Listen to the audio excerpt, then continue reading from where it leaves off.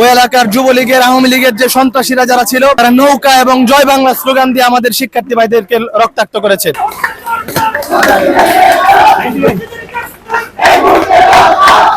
চট্টগ্রাম বিশ্ববিদ্যালয়ের শিক্ষার্থীদের উপর গতকাল রাতে যে নেটকার্যজনক হামলা হয়েছে, এই হামলার প্রতিবাদে এবং এর বিচার দাবিতে আমরা আজকে অবস্থান কর্মসূচি করতেছি।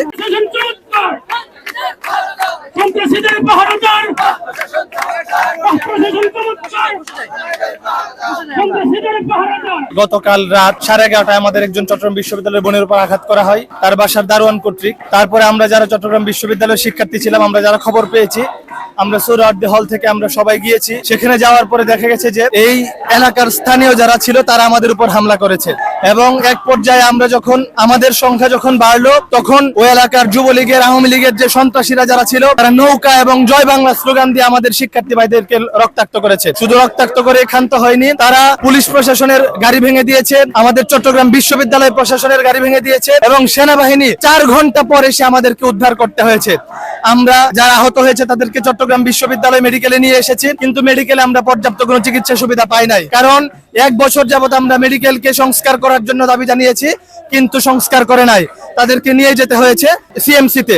এই সকল দাবি আমাদের দাবির প্রেক্ষিতে মেডিকেল সংস্কার এবং দোষীদেরকে যেন 24 ঘন্টার ভিতরে যেন গ্রেফতার করা হয়, এই জন্য আমাদের আজকের এই অবস্থান কর্ম। এক্সট্রিম মশার কয়েল প্ল্যান্ট ফাইবার দিয়ে তৈরি, তাই সহজে ভাঙে না, সুগন্ধিযুক্ত ও নিরবিচ্ছিন্ন ভাবে জ্বলে। ডেঙ্গু, চিকুনগুনিয়া বাহি সহ যে কোনো মশার বিরুদ্ধে দেয় এক্সট্রিম সুরক্ষা।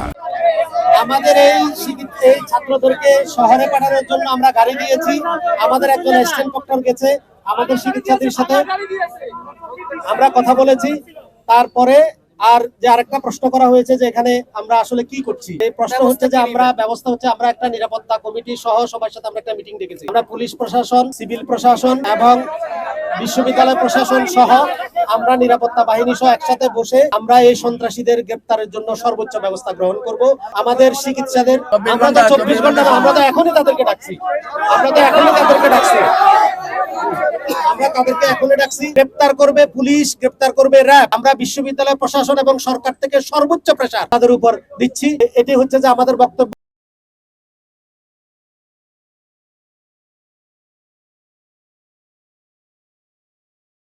এখন আরো এখন হানিফ তো এলাকাতে থাকে না, হানিফ এই এলাকাতে থাকে না, এটা হলো বক্তব্য। তার দোসররা বিভিন্ন জন বিভিন্ন ভাবে থাকে। এটা হলো পুলিশের বক্তব্য।